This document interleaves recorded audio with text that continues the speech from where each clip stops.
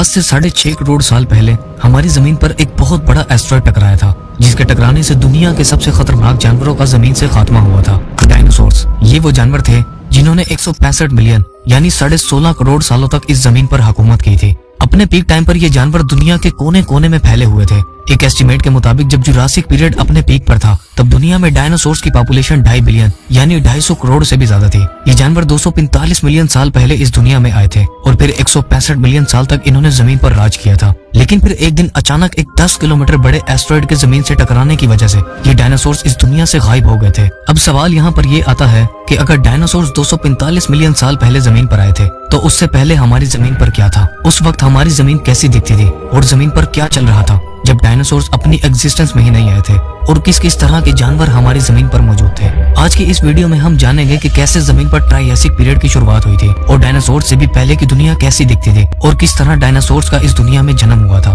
Jurassic period.